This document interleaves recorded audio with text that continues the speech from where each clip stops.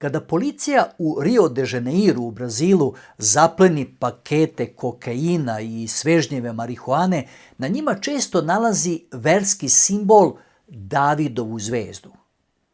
Međutim, to ne ukazuje na judaizam, već na neke hrišćanske grupe koje veruju da će povratak Jevreja u Izrael dovesti do drugog Hristovog dolaska. Srdačan pozdrav svima vama i dobrodošli na YouTube kanal Reči istine.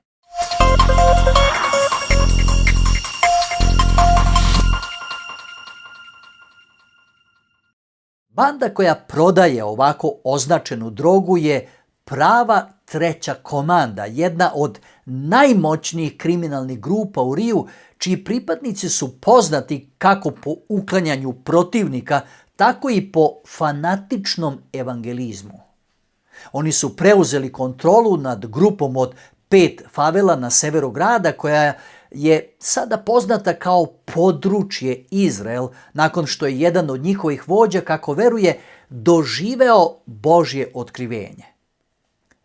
Pastor Diego Nascimento je neko ko ima iskustva i sa kriminalom i sa religijom, ali u njegovom slučaju ne istovremeno. Naime, on je postao hrišćanin nakon razgovora sa drugim kriminalcem. Da ga vidite sada, teško biste poverovali da je ovaj 42-godišnji metodistički sveštenik mladalačkog izgleda, nasmejanog lica i sa rupicama na obrazima, nekada bio član zloglasne bande Crvena komanda u Riju i da je rukovodio njenim operacijama u faveli Villa Kennedy. Ni 4 godine zatvora zbog trgovine drogom nisu bile dovoljne da ga odvrate od kriminala. Ali kada je postao zavisnik od kokaina, naglo mu se srozao položaj u bandi. Izgubio sam porodicu, kaže on. Praktično sam živeo na ulici skoro godinu dana. Toliko sam nisko pao da sam prodavao stvari iz kuće da kupim krek. U trenutku kada sam dotakao dno, poznati diler droge u faveli pozvao ga je na razgovor. Počeo je da mi propoveda govoreći da postoji izlaz, da postoji rješenje za mene, a to je da prihvatim Isusa, prisjeća se on. A mladi zavisnik je poslušao ovaj savjet i to je bio početak njegovog obraćenja.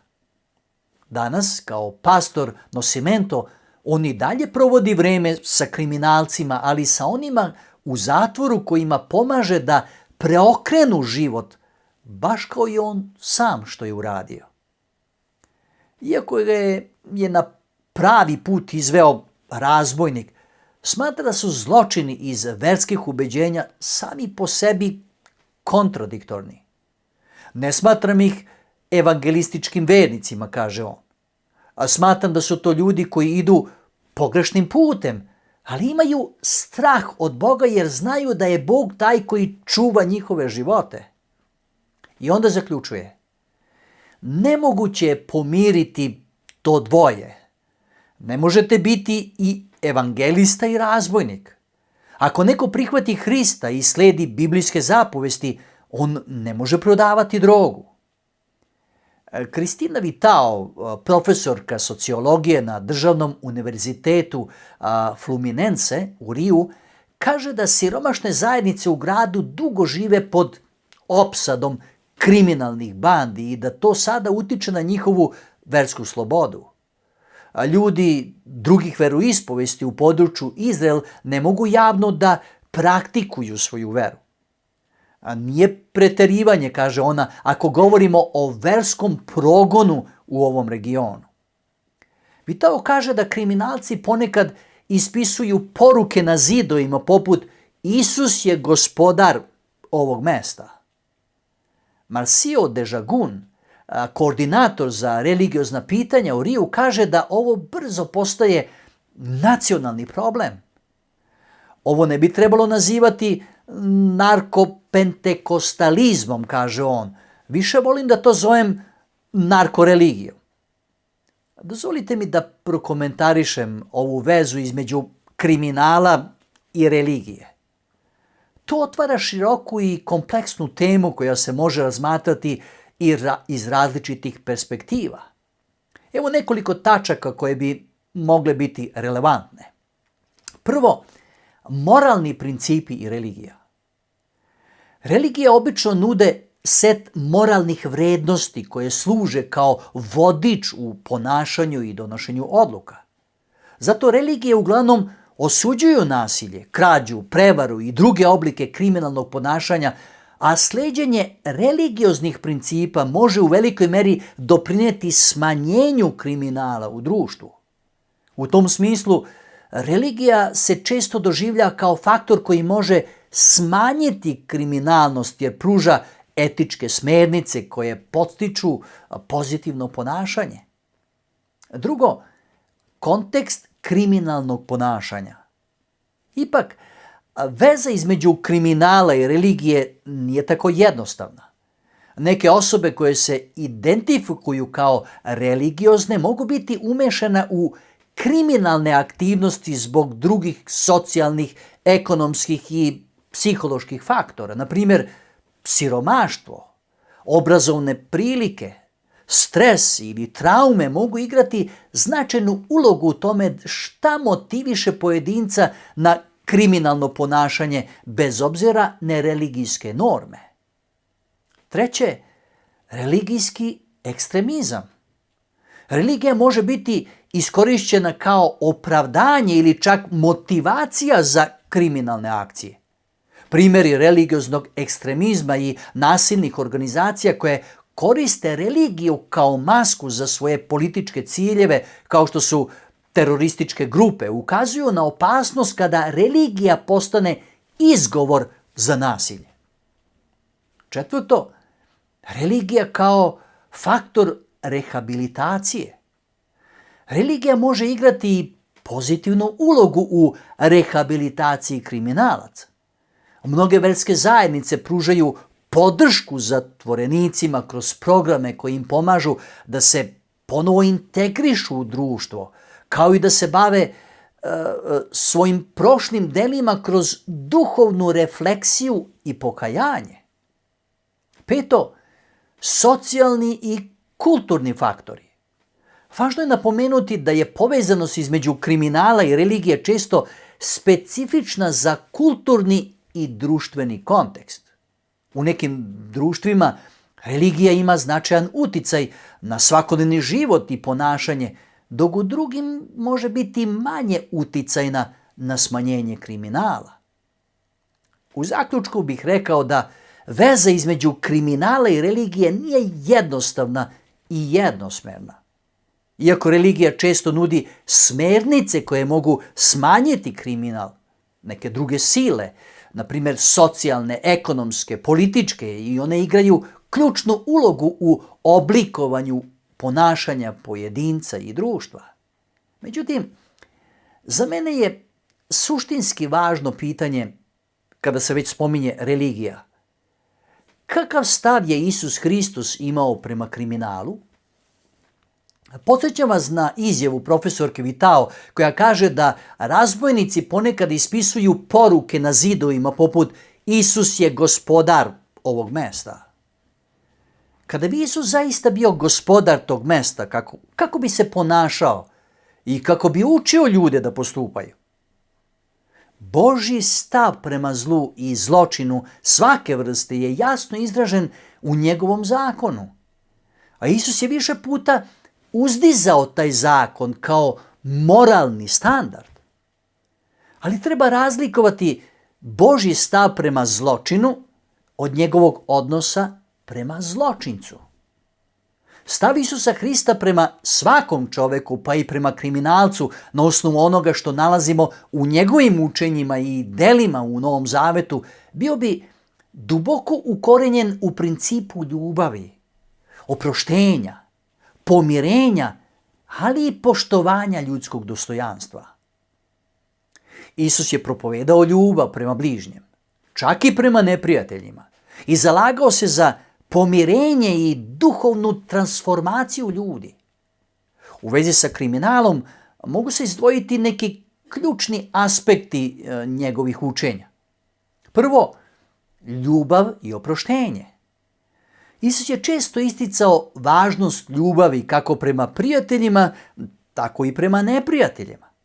U svojoj besedi na gori Isus kaže: čuli ste da je kazano ljubi bližnjeg svog i mrzi na neprijatelja svog.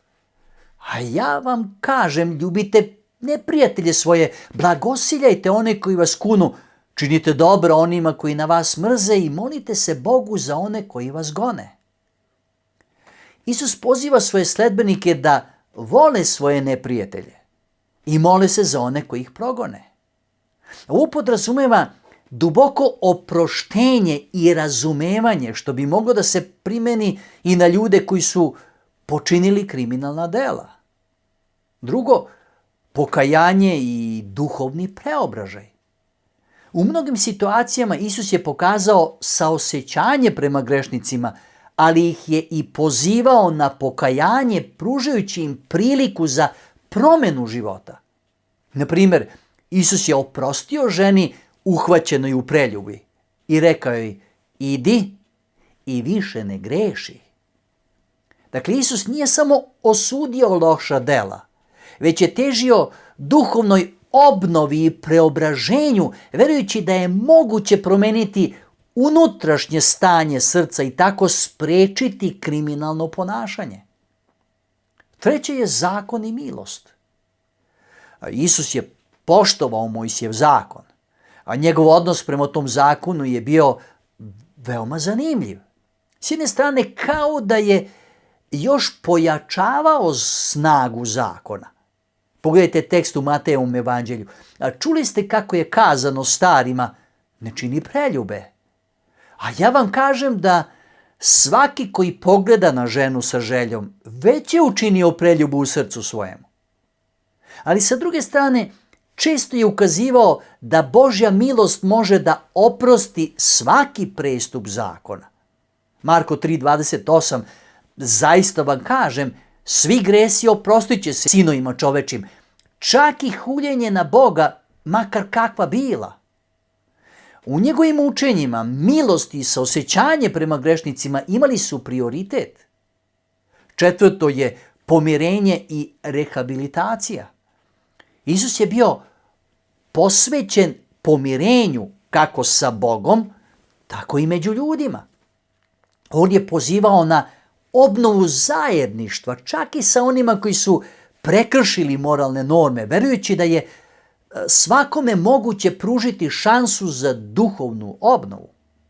U tom kontekstu Isus bi verovatno potražio ideje rehabilitacije i socijalne reintegracije osoba koje su počinile neki zločin, ukazujući na važnost pružanja podrške u procesu njihove duhovne promene. Peto, poštovanje ljudskog dostojanstva. Isus je uvijek isticao vrednost svakog ljudskog bića i pozivao na poštovanje dostojanstva drugih. Šta to znači? Pored ljubavi prema neprijatelju, praštanje, davanju druge šanse, Isus je naglasio nešto što mnogi nazivaju zlatno pravilo. Matej 7:12. Sve dakle što hoćete da čine vama ljudi, činite i vi njima, jer je to zakon i proroci. A mnoge ove reči navode u negativnom kontekstu i kažu da ukoliko ne želim da meni neko učini zlo, onda ne treba ni ja da to učinim drugome. Ali zapazite da Isus ipak govori o pozitivnom i aktivnom stavu. On traži da ja učinim drugome ono što bih želeo da on meni učini. U zaključku bih naglasio sljedeće. Isus Hristos bi verovatno imao saosećajan stav prema ljudima koji su prekršili zakon, pozivajući na oproštenje, pomirenje i duhovnu obnovu, ali i na odgovornost za postupke.